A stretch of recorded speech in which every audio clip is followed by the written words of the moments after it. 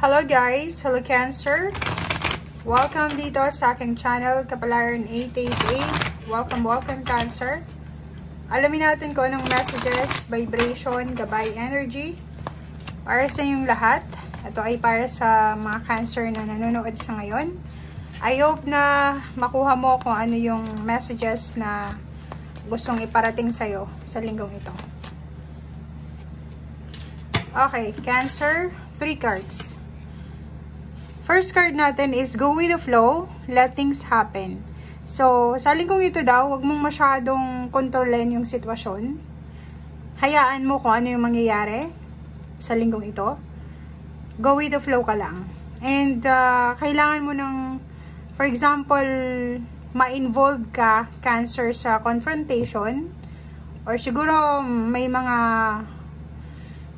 differences sa opinion, sa kung ano pa man, may magti-trigger ng emotion mo, or ma-involve ka nga sa pag-aaway, confrontation, or battles, or competition.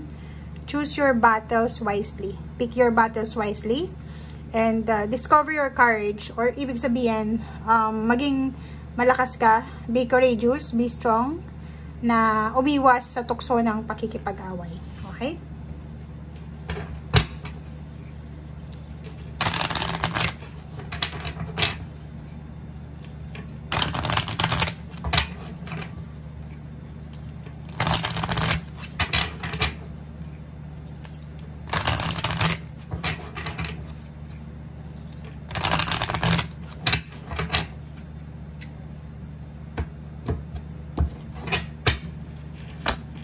Okay, wise leader. Ooh.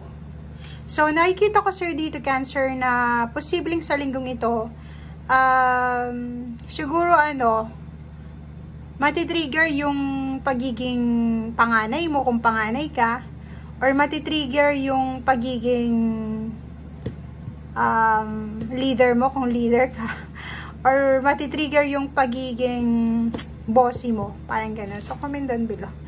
Nakakaloka yung baraha. Stepping into power. O, ganun din dito.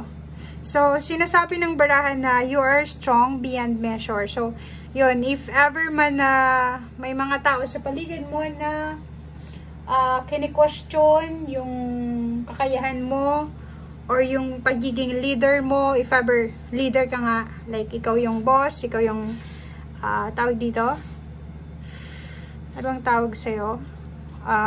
Team leader, or mayroon kang mataas na posisyon sa trabaho, siguro maraming mga tao sa paligid mo na naiinggit sa'yo, and kailangan mong patunayan sa kanila na nasa tama kang lugar, nasa tama kang direksyon, or nasa tama kang posisyon.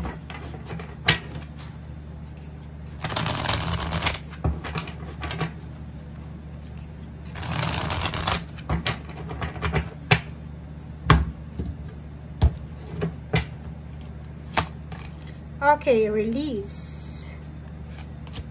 Ace of Autumn. Okay, Cancer. Dito naman sa tatlong barahang to, sinasabi ng barahan na kailangan mong i-let go yung mga nakaraan na. Okay? Kailangan mo i-let go yung past mo. Tapusin na yung mga bagay-bagay na hindi na makakatulong sa'yo para sa present situation in the future. And tapusin na natin yung mga bagay-bagay na hindi na kailangan sa ngayon para mabigyan na natin ng way or daan yung mga bagong opportunities. So, time to move on na. Okay? May mga Cancer dito na posibleng magkakaroon ng windfall of money. Yun, may mga unexpected windfall ng money, advice or assistance, or may promotion nga sa trabaho, may salary increase, or may pagbabago na magaganap sa ginagawa mo. Okay? Relationship, ganun din. Emotionally, fulfilling naman yung relationship mo with your family and friends. And sinasabi ng baraha sa'yo dito na maayos naman yung pamumuhay mo, lalo na sa pamilya. Okay, nandito yung Princess of Summer and Prince of Summer and Princess of Spring. If ever man na may gusto kang gawin, Tulad din ng Pisces to. Kung gusto mong mag-expand ng horizon, gusto mong baguhin kung ano yung gusto mong baguhin sa sarili mo, yun, gawin mo kung ano yung nararapat. Gawin mo kung ano yung nagbibigay sa'yo ng contentment, saya, or positivity. Next is, if ever man single ka, posibleng may pagkakataon sa linggong ito na ma-in love ka or magkagusto ka sa isang tao na first time mo pa lang na nakilala. Okay. So yun, it's a confirmation dito. May mga bagong relationship or mga bagong emotional experience na mangyayari. Bagong friendship, imbitasyon sa isang kasal, sa isang pagtitipon, or kung ano pa man. So, iwasan mo din yung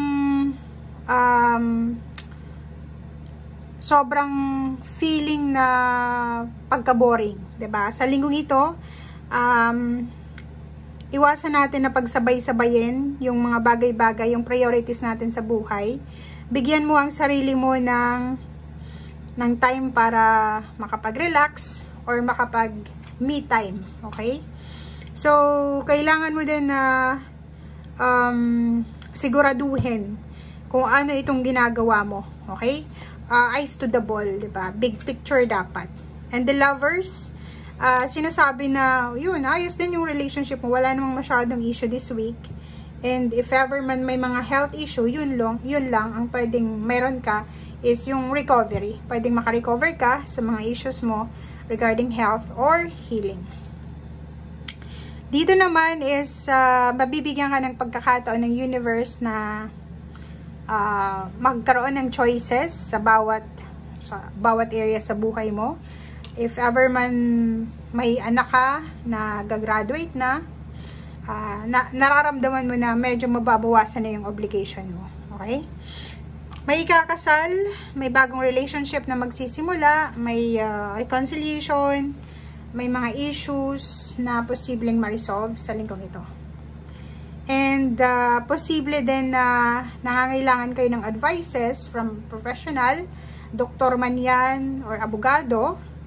And sinasabi ng bara sa'yo dito na yung matagal mo nang minamanifest na success, yung good karma, ay posibleng makuha mo na, Cancer. So, kailangan mong maging positibo sa linggong ito. Ang daming balita, ang daming good news, ang daming balanse na posibleng dumating sa'yo. Mapapera man yan, relationship, success, victory, public recognition, awards, graduation, recognition, or kung ano man to, nandito na lahat sa'yo. Okay? Thank you guys. Bye!